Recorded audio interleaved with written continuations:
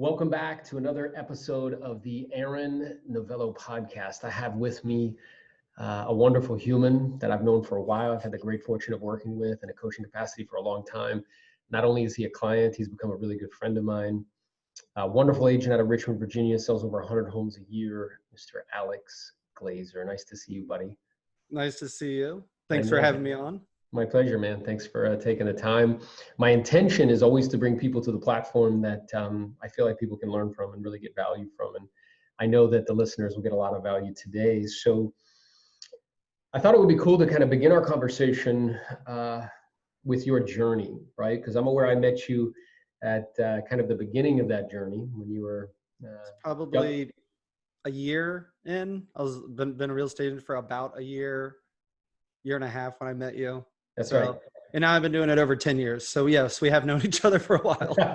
For a long time, man. So, and at the beginning of that journey, kind of, what were you doing at that point? Because now you're selling over 100 homes a year and it's very profitable and it's a duplicatable, predictable business. But at the beginning of that journey, kind of where were you at? Like, what was your experience up until that point?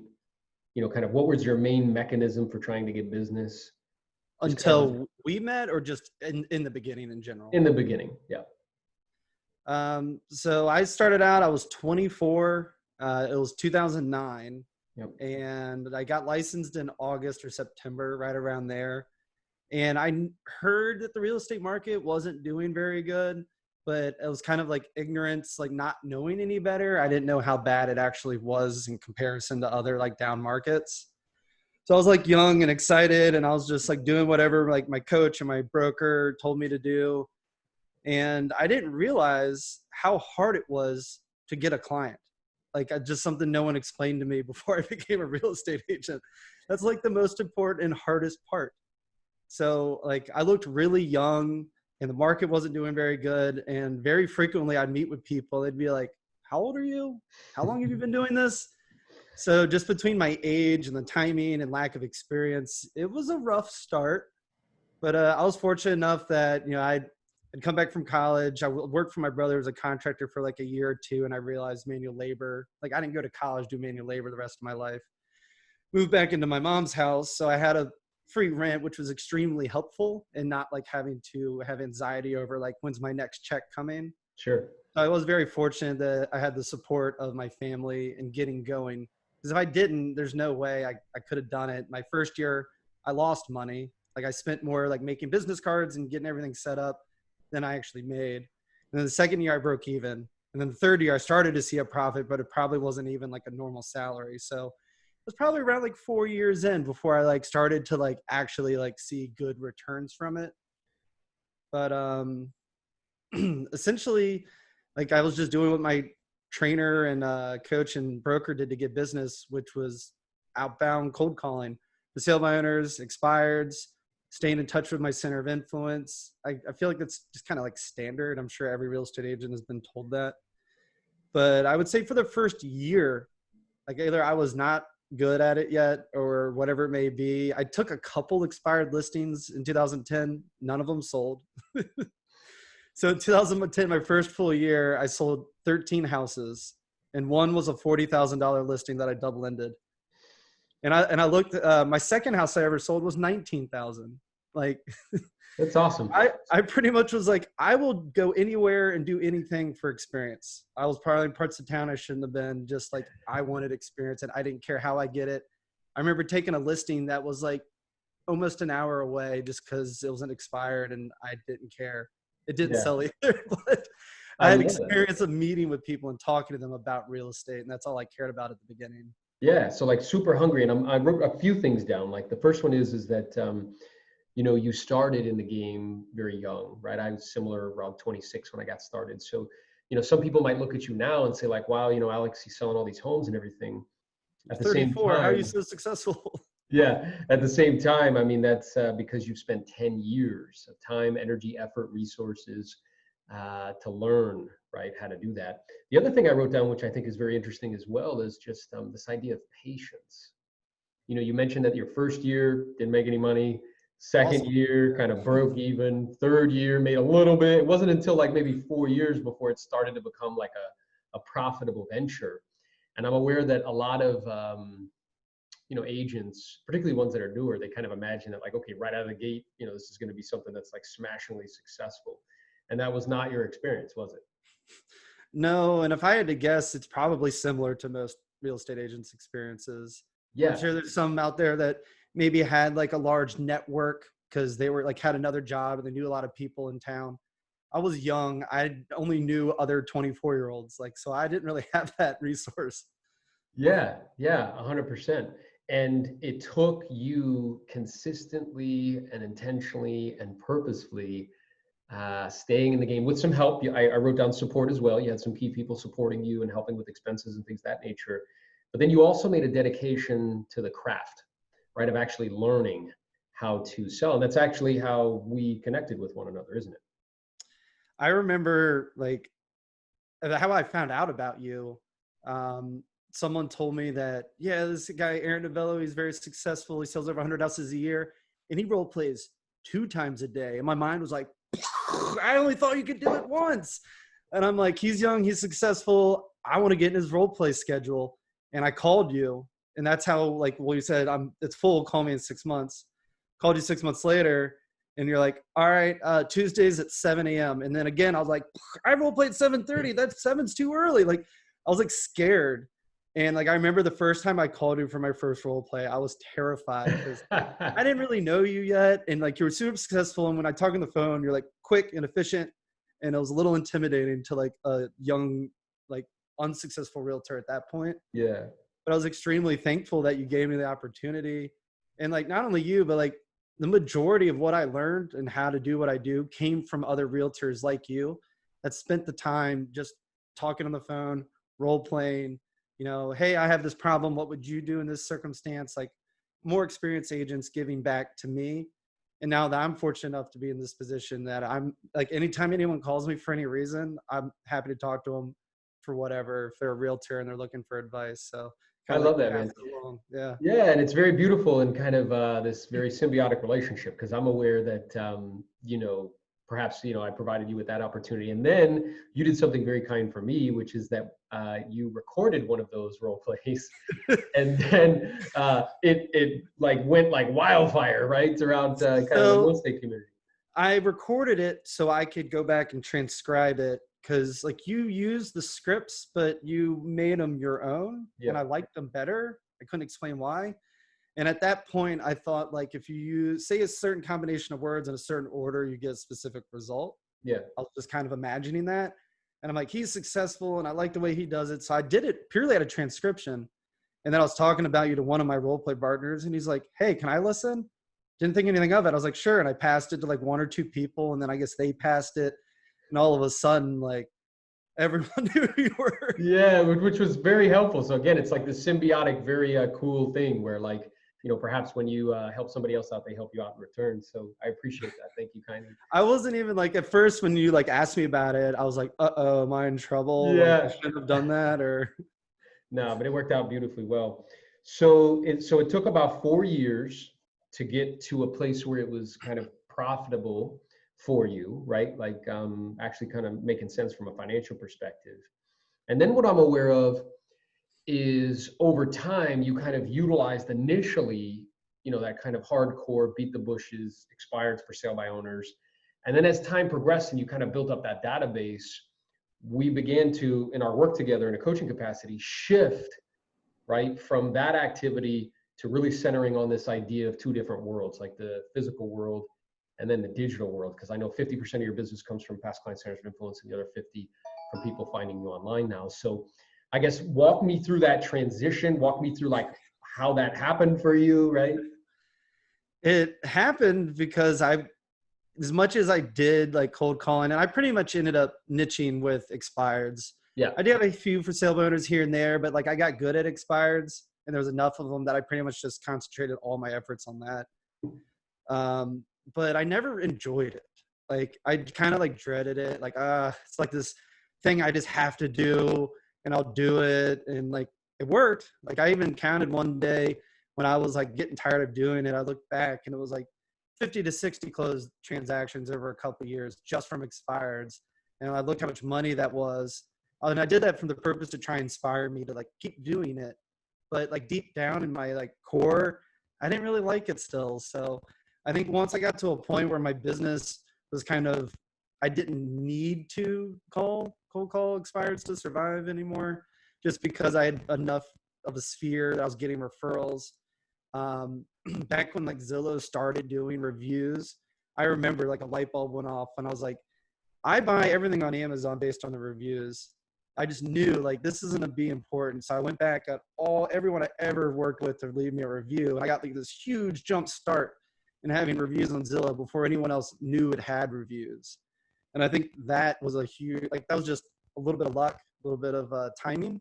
Yeah. And I got a ton of business from people saying they found me online for my reviews. So eventually, you know, I've been doing it long enough that enough business started to come to me without me really even like doing much different. And I was just slowly like naturally stopped calling expireds as much to the, Yeah. and then I just didn't call them at all.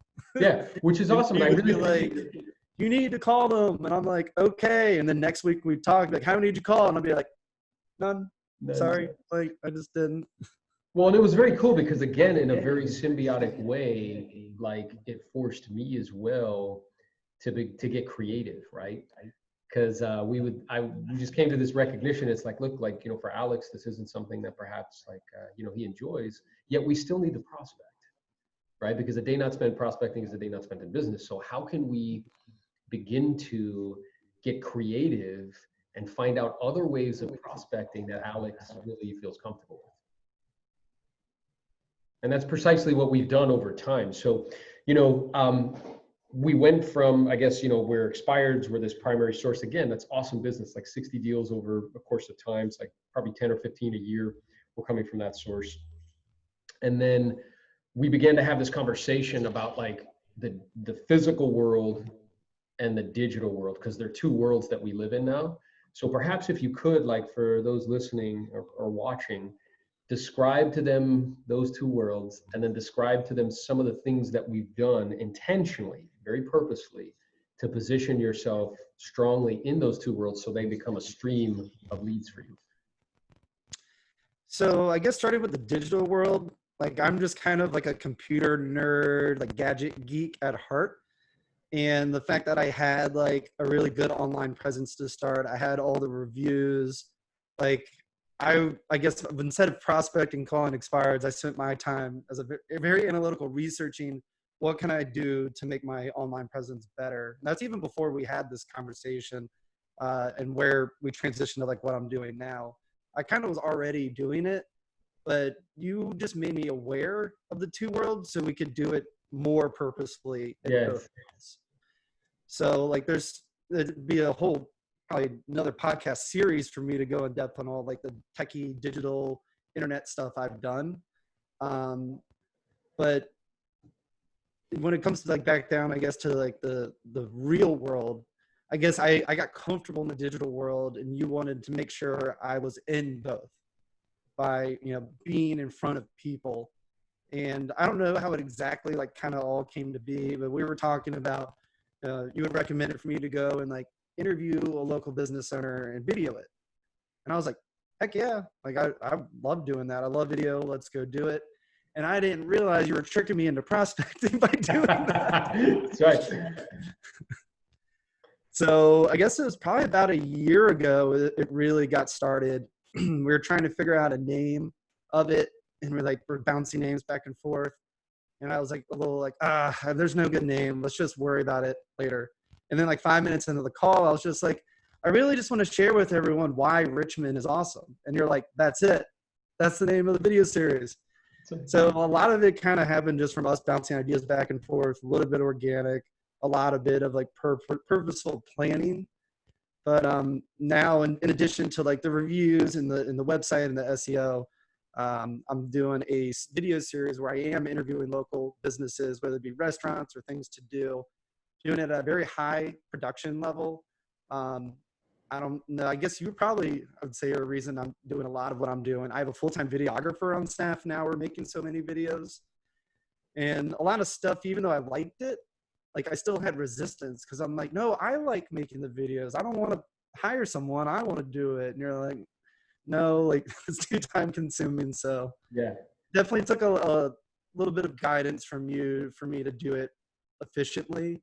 And I still get to participate. I'm like the director producer. I don't have to like Yeah. sit there and edit everything for hours. Yeah, which is I think a perfect role for you, right? To be in that position, and making that intentional shift, right, to recognizing that more and more people or consumers are making decisions about who they're going to hire, either for a service or what product they're going to purchase by consulting the internet first. And that's a trend that, we have agreed that we don't see that slowing down anytime soon. If anything, it's going to speed up. So then it makes logical kind of sense to intentionally and purposefully position myself in such a way that I make it easy for people to find me, right? And I think one of the beautiful kind of byproducts of that is that we stumbled upon, like when you're going into these businesses, not only is it wonderful because you're meeting the owner who has their whole own sphere of influence, but you're also giving them free advertising. And then this kind of brand kind of equity, I think you like to call it, where they can begin to post what you're doing for them and then blast it out to all their people so everybody knows you. But the other yummy, delicious byproduct that has happened is that people are starting to ask you, like, hey, those videos are really cool. Like, can you do one for me? And when you said that to me, like, we were just on a call and you were like, hey, like an owner said, like, hey, can we do this for you? And I was like, you were like, yeah, sure, just give me like some brisket for free. And I was like, Alex, I love your heart, bro, but like, we just created a new business. We just created another stream of business for you, where you go in, you offer the free thing, you get all the benefits of that, and then out of that comes an opportunity where now we just created like a production company. And kind of like stepping back for a second, going about the digital world and the physical world, it's kind of doing both at the same time. Like I'm going to the physical world, meeting these business owners. All the staff are like curious, like what's going on, talking with the staff, handing out, cards and swag to them. And then it becomes something that goes on the digital world. So I'm doing both at the same time, doing this.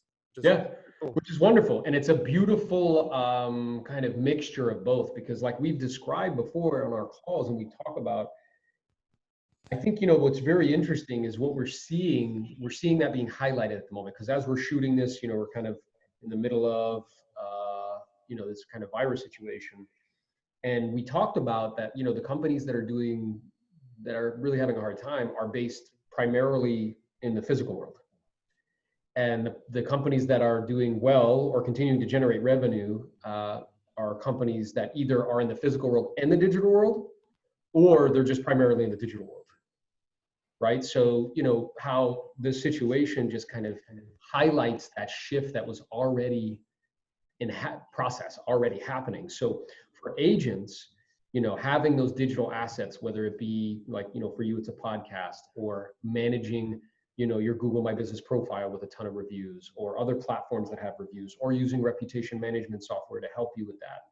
And things like videos that people can see online, and, PDF pre-listing packages and things of that nature, that it's critically important kind of moving forward that we have those digital assets, because it makes it not only easier for consumers to find us, but it also creates a situation where we're reverse engineering, right? We're kind of giving people what they need to get to know Alex before they even see you, right? They get to see you on your videos, they get to see you interviewing other people, they get a feel for you and who you are. Then they go and they check out reviews and they check out all this other stuff.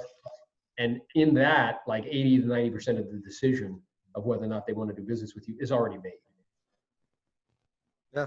Yeah, which is awesome. And then the other thing that we've done, which I think is very great, that people can get value from, is this idea of stacking value. We've talked about that before, where, as our industry is changing, it's undergoing a rapid change. Even prior to this current situation we find ourselves in with the virus, with regards to these online competitors that are very, kind of sharp elbowed pushing into our space, stacking value becomes very important, not only to kind of preserve professional fees or commissions, but also to give people a compelling reason to work with you versus somebody else. So talk to me about in the physical world, some of the things that we've kind of created to stack value. So I would say probably 90 to 95% of everything I do is because I noticed another real estate agent doing it, whether it be locally, but mostly just through the training and the programs we've both been in. You meet a lot of realtors, very successful realtors doing a lot of different things. And essentially I'm like, oh, I like that. So I'll take little bits and pieces of each one, kind of make like what I like is Alex the realtor. And one of them I noticed was it was called a fan club or raving fans, where they would lend out like power washers and ladders and different stuff like that. I'm like, I already have all this stuff. So like I made a flyer and I had it, but like not that many people were using it. But I think I remember specifically one person hired me because they said they thought it was cool that I did that. Yeah. They personally never borrowed anything, but it's available. And then I forget exactly at what point, but I was just like, I saw another real estate agent had a free moving truck. I'm like, that's pretty cool. And so I bought one. Yeah. Me and my wife, we work together. It's our, faces up on the side. So that's another physical world thing that's driving around. And then I don't know if you encouraged me to do this or not, but we got a cargo van. Yep. Because like we do everything in house. So like our videographer is our runner and sign installer, lockbox guy.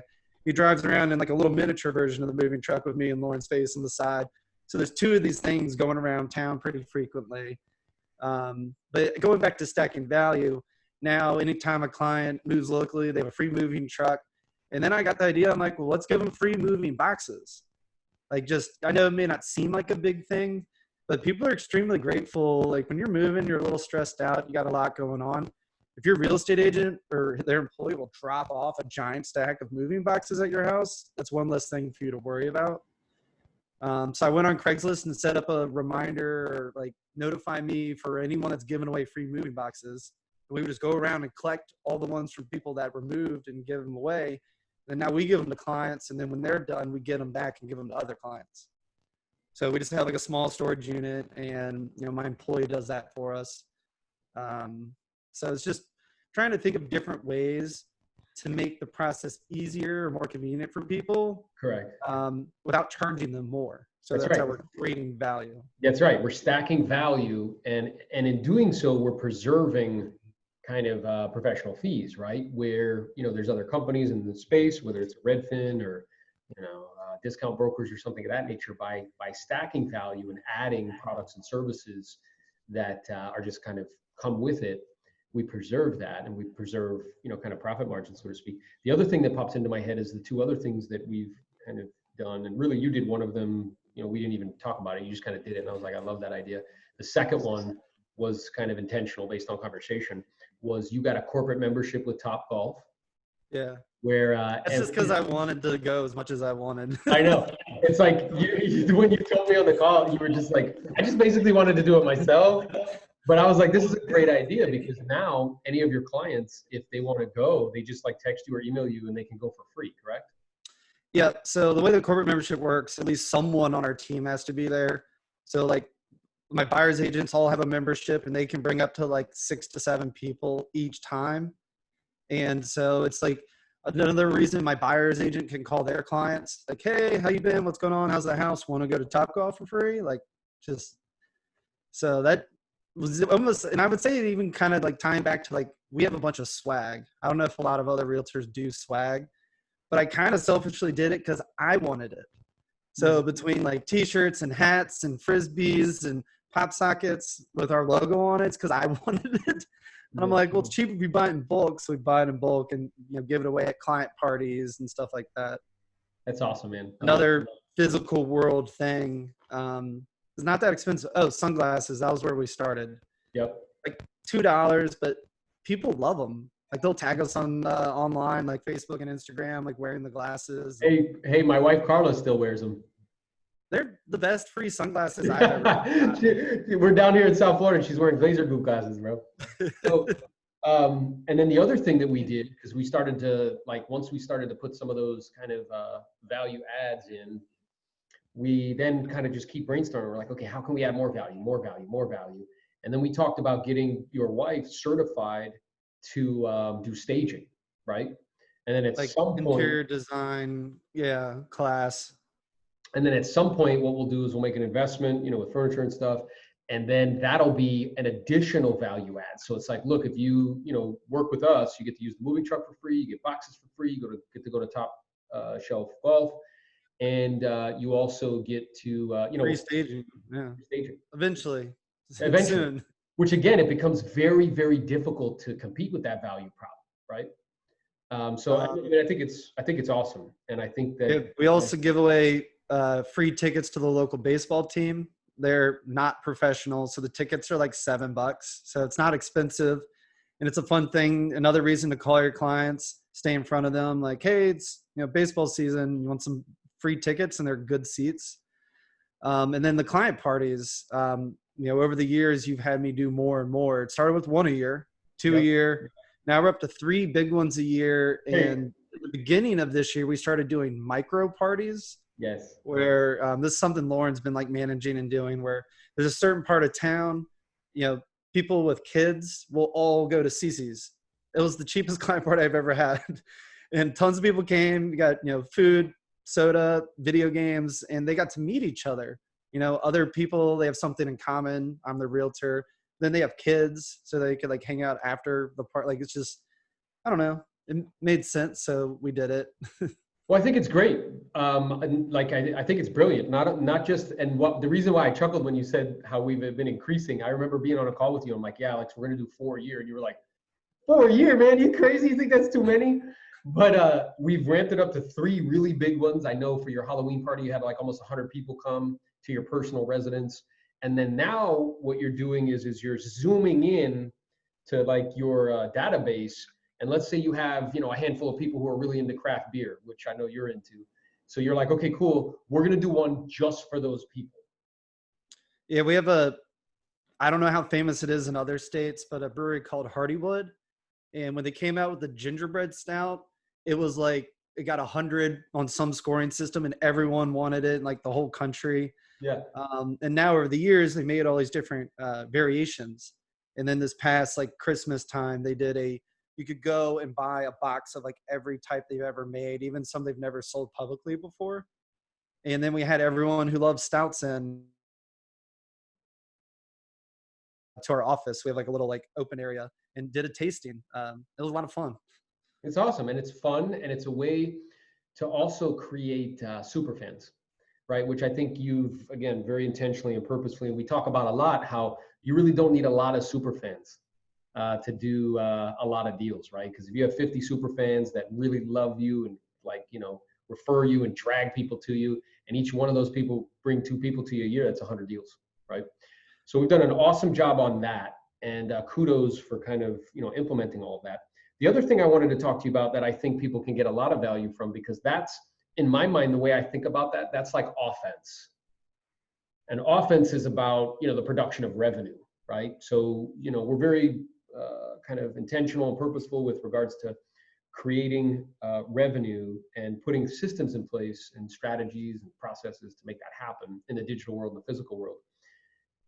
I think it was a couple years ago, we had a conversation with regards to the kind of money side of things, which I would propose is a little bit defense, right?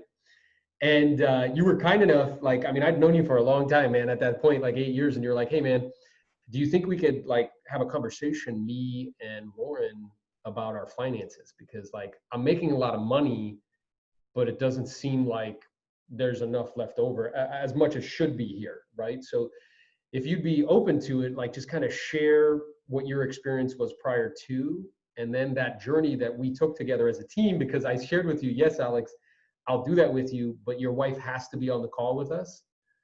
And there were some interesting conversations and there was some pushback and like whatever, but we ended up with a pretty fantastic result that, in retrospect, particularly with what's going on now and some of the changes that we're seeing in the marketplace was really, critical, right? So talk to us a little bit about that. So I don't remember the exact conversation me and Lauren had where we were like, we need help. And I think I brought it up, like, I bet Erin could help us. And I know she had a little reservation because like she knows you more as a friend. Like I know you as a friend, but starting with like a real estate agent coach. She's only really known you as a friend because when we'd visit my grandma, which is where you live, we would like hang out and go to dinner. Yeah. So she had some reservations, but we couldn't really think of anyone else better to do it. So she's like, all right, let's just do it. I send you all my financials, business and personal, like whenever everything that we spend every dollar on. And you started to give us a plan of like what to do and what to change. And the biggest one, like that's made 90% of the difference was switching brokerages. Yes. I started off at one brokerage as a new young agent and become like not only just friends, like family with everyone there, not only the agents, but like the broker and the admin were his daughters. And like the thought of leaving them was very difficult. I know that was like the biggest shift we made. Like I've never been so nervous to like break up with someone before. I was like physically sick. Like it was terrible. And it did, once I did it, it was like a huge, well, first just like the breakup part, huge weight lifted off my shoulders. And then I was like, did I make the right decision? I don't know. 1 year, maybe like 12, 15 months at the new brokerage, I was making like keeping like 100 to 200,000 more for doing the same amount of volume. Same thing. Yeah, I So I remember. paid off both my cars and my house in like a year and a half. And I'm like, holy cow, this was worth it. Yeah. Like looking back, I'm like, I should have done it earlier. You even told me to do it earlier, but it was tough because I cared about them. Yeah. And I never really compared like splits. So you know me, Mr. Super Analytical. When I was doing it, I talked to every brokerage in town, put it all in a spreadsheet. What was the best deal? And I negotiated the best deal I could have at that time. And I'm reaping the benefits now where, you know, paid off the house, paid off the cars, had a nest egg that I'm extremely thankful for, because now that I have all these employees that are on salary, I have to pay them no matter how many houses we sell. Yep. And I'm already starting to notice clients of mine, here we are like mid-April 2020, waiting to list because they're uncertain what's going on with the whole Corona thing. So if I didn't do that 2 years ago, I would be very screwed. I'd probably be, you know, done already a month into this. It's so interesting, right? Because you know, leaders anticipate and everybody else reacts. And with this idea that I remember that conversation distinctly, and I remember, you know, because we have a very good working relationship, and I've known you since you're a kid, basically. We've been working together in that capacity. I know how to kind of, you know, work with you. And initially, when I shared with you, I saw the numbers. I was like, "Oh my God, you're spending how much on that?" And you were like, "Yeah." And I'm like, "Well, does he provide any value for you?" And you're like, you know, he lets me bring my dog to work. And I'm like, "All right, man, we gotta, we gotta do something about this." The new brokerage lets me bring my dog to work too. So Exactly. And you just make more money. And then I remember we came up with a very systematic plan, just to just kind of shine a spotlight of awareness, right, on it. And I remember initially with you and Lauren on that call, you know, you were like, I just don't know how this is going to work. Like, it's going to work. I'm like, trust me, dude, it'll work. Just my like play out. analytical mind couldn't comprehend how it was all going to work out. So I eventually just kind of like gave up and I was like, I trust you and Lauren knows what's up. Let's just do it. Yeah. So essentially Lauren, she runs our QuickBooks. I don't even look at our banking stuff anymore. Yeah. Which I don't know if it's a blessing or a curse, but it makes it easy that I just don't have to worry about it. She's putting 20% away of every check we get into savings for either, you know, investing, or like we have a pool fund because she really wants a pool at some point. So that's like our fun thing we're saving for on top of retirement. But I would say the most resistance both me and Lauren had is like, you need to spend, I forget, it ended up being a lot of money, like $250 a week on food. And we're like, that's impossible. I know. There's no way we can do that. And you're like, I love you. I spend less than that for a family of 4 and there's only 2 of you, Alex. I'm like, all right, we'll try it. And it became like a game where we'd be like keeping a spreadsheet and we're like saving up for the end of the week. Oh, we have like $70. Let's go out to eat. Like, I don't know. We just kind of turned it into a game. And like paying off my car was super exciting. Paying off the house was extremely exciting. Like it was such a fun thing to like get the piece of paper in the mail. Like I'm free and clear. Like, I don't know. I'm 34 and I don't have any debt. Like that's kind of insane, I guess. Yeah. I don't know. But what's amazing to me was how, with just, because we really spent about maybe 6 months. That's it, really it, right? It takes like maybe 3 months to get kind of the philosophy and to get both parties on the same page, because you mentioned Lauren, and that's critical that you guys were kind of working together as a team. And then when we got Gazelle Intense and you guys kind of figured it out, okay, like here's how the system works, then, after that, it's just kind of like maintenance and check up. And if you have a question, you let me know. And very quickly, we went from essentially kind of like breaking even, for the most part, didn't really have like 6 months of expenses liquid at all times.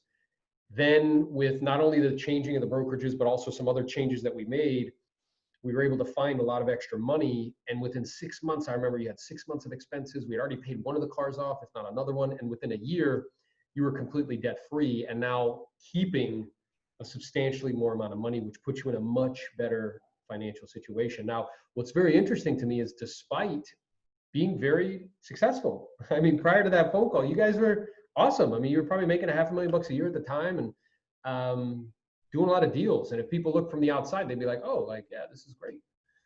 That really, when it shook out from a business perspective, there wasn't a lot left over, right? I think car payments and mortgage payments and going out to eat a lot because we like to do it.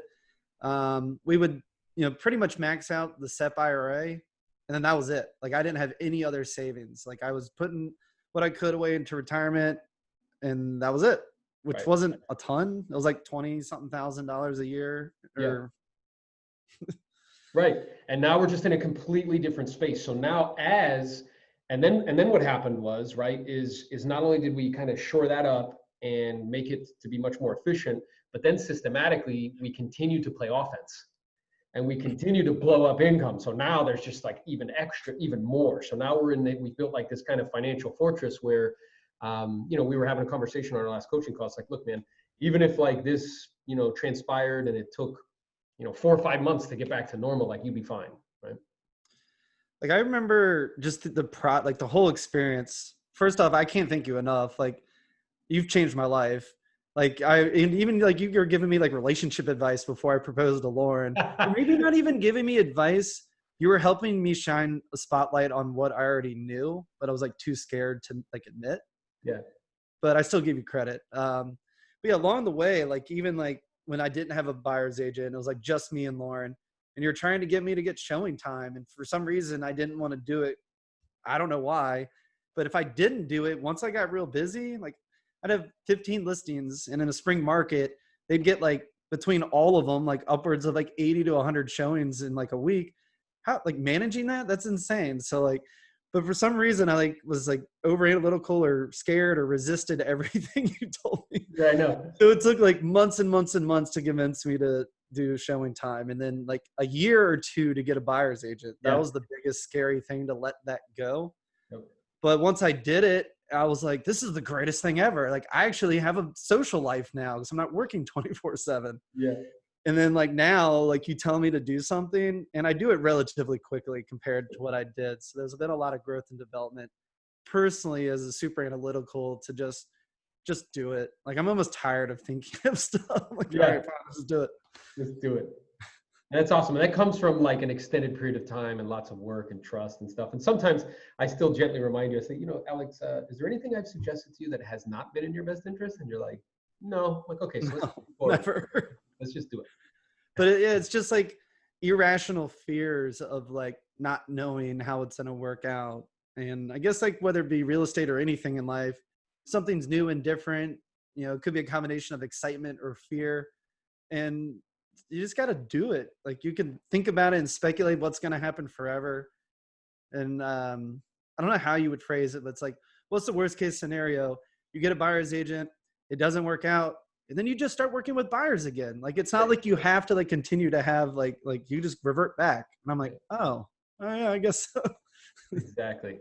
That's awesome, man. And, I want to say thank you to you, man, because like you have, I've shared with you multiple times that without you, there's no place for me, right? So it's a very kind of symbiotic relationship, and it's a privilege and a pleasure to be a part, of that journey, right? So I guess I'm wondering, like, from your perspective, if you were going to talk to an agent out there right now and kind of give them some guidance, like, you've been on this journey for a little bit, you've experienced some things, like, what would you suggest would be, I don't know, number one or number two things for them to be focused on? Because I'm aware that they have so much to focus on, like so many people trying to tell them what to do and how to do it and like this and that.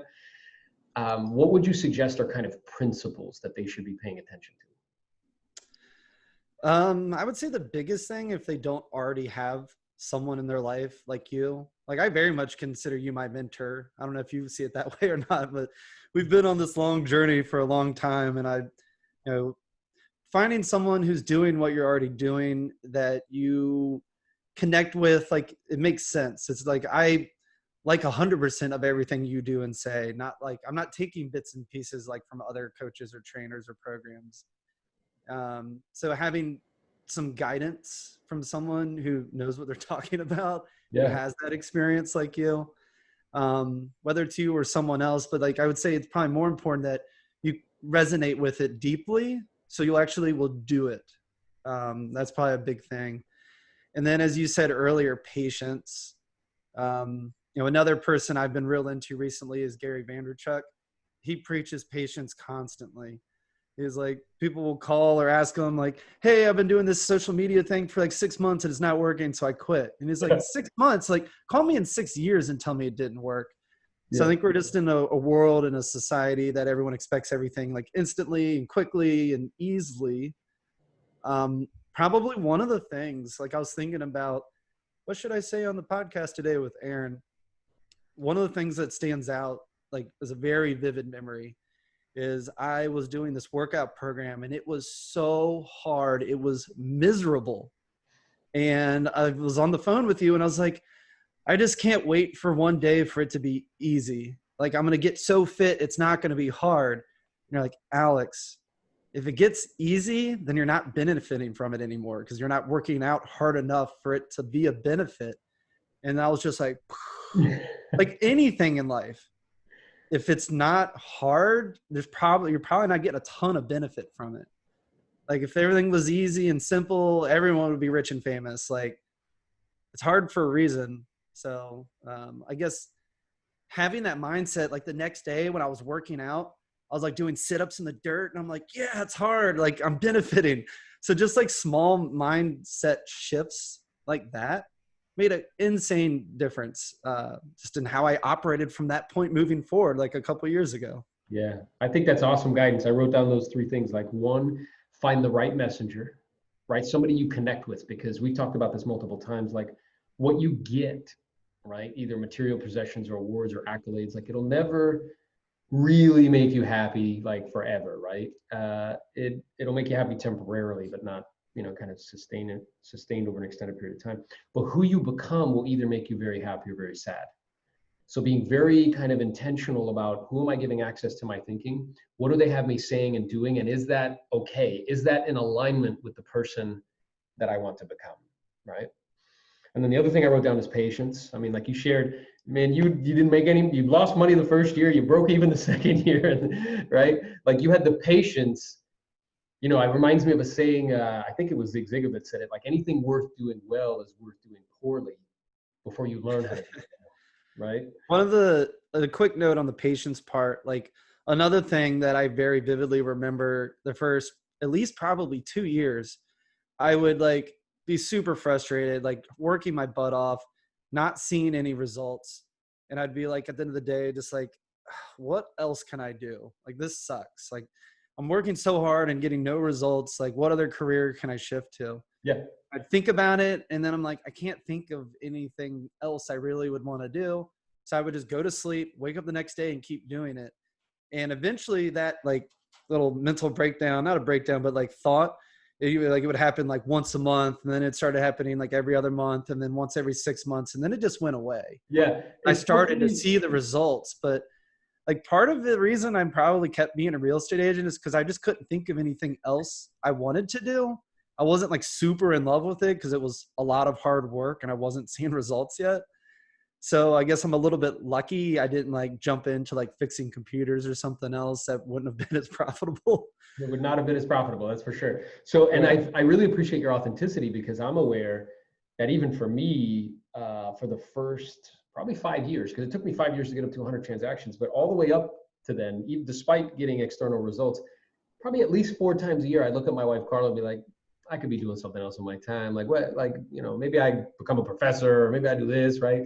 So I think it's perfectly normal. I think people imagine for some reason that there won't be any doubt, that there won't be any fear, that there won't, but I feel like that's part of the journey, right? And as you mentioned, over time, it took a while. I mean, it took 5 years for me for that to kind of go away, where I don't really have that thought anymore. And that sounds like it's very similar to what you're describing. And something else just of note is like when you're new agents, you have different problems or different things to stress out about. But as you become successful, it's not like problems or stress goes away, it just changes. So now like we have 4 full-time employees, multiple buyers agents, like just there's so much more to do and manage. And like I never thought about how hard it would be to fire somebody. Like that's not a thought I ever had when I was a new agent, like learning to manage people and having to fire people if they're not doing what you need them to do. Yeah. So it's definitely a journey of like you're just learning different things along the way. Like it never is just like you got it figured out. Like it just you got other stuff to learn the whole time. Yeah, that's the fun part, is that it's an evolution, right? And I really think that business is a spiritual journey, not like a material experience. And it's about you evolving as a human and becoming more valuable to others, because as you grow more, you can give more, right? So your capacity changes. So what used to be a big problem is like not a big problem because your capacity has changed.